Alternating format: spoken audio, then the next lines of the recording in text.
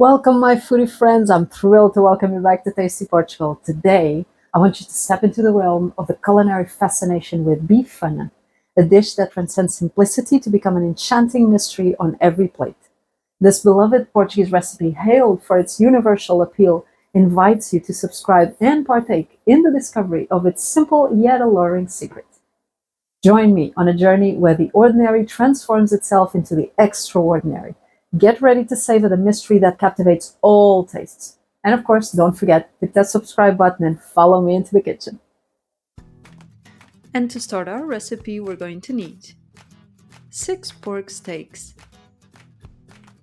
85 grams of olive oil, 85 grams of butter, 2 bay leaves, 4 garlic cloves finely sliced, 1 tablespoon of pork lard, 1 tablespoon of sweet paprika, salt and pepper to taste, 200 milliliters of beer or any pale lager, 200 milliliters of white wine, and mustard to taste.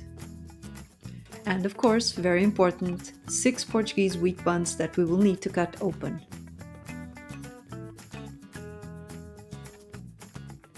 You're also going to need baking paper, wax paper, plastic wrap, or cling film, and a meat mallet for this recipe. So we are going to wrap our pork steaks in baking paper, wax paper, plastic wrap, whatever you prefer, and we are going to tenderize them with a meat mallet.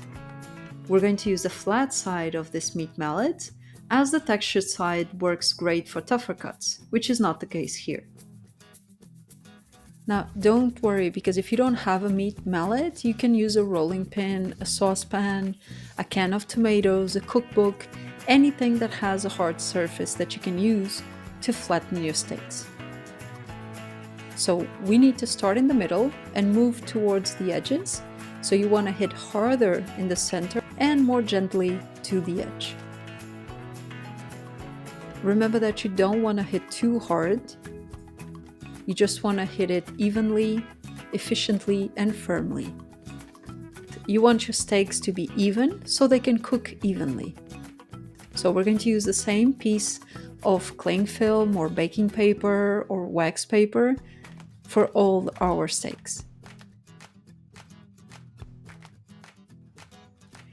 Did you know that Bifana is a beloved street food in Portugal?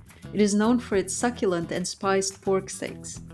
This sandwich, which captures the essence of Portuguese flavors, is perfect for enjoying on the go. It's assembled with the famous carcaça, also known as papo seco or bola de água. Carcaça is a classic white bread roll which is often eaten for breakfast with butter, pão com manteiga, or with a filling of ham and cheese, sandes mista. A papo seco bread is very light weight-wise, with airy crumb on the inside and flaky, slightly crusty outside. While it may seem like there's nothing spectacular about this kind of bun, ask Portuguese people and many will tell you that eating a papo seco with butter invokes not only nostalgia but also a certain sense of homely comfort.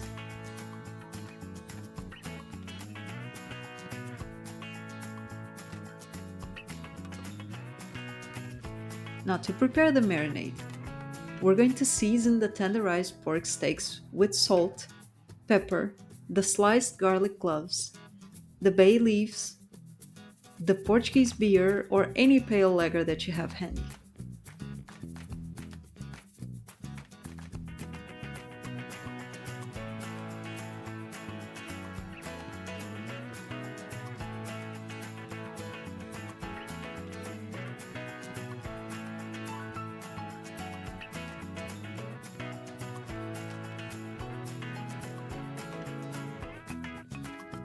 We're going to cover this marinade and refrigerate it for at least an hour, although ideally we should refrigerate it overnight, because that will give it the best flavor.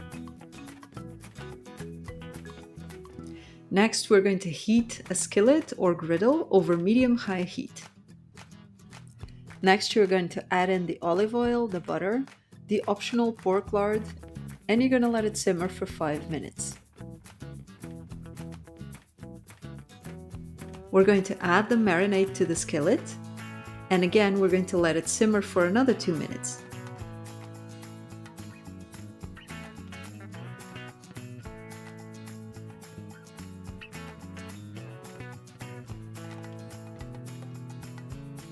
We're going to add the white wine at this point and let it simmer for 5 minutes in medium-low heat.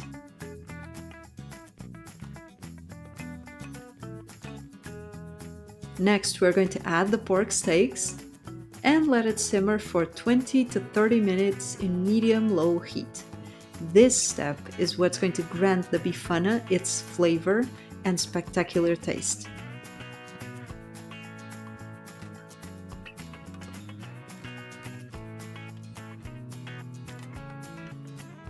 Now, to assemble the bifana, just split the buns and briefly heat them on a toaster or on a griddle or in the oven for 1 to 2 minutes. We really just want the buns to be heated. We don't want them toasted. And finally, of course, we're going to place our bifanas in the buns, dipping each side of the bun on the pan juices, or if you prefer to be safer, spoon a bit of the pan juices over each side. Additionally, you can add mustard, hot sauce, and sliced pickles if you prefer, but these are only optional toppings to add extra flavor to our bifana.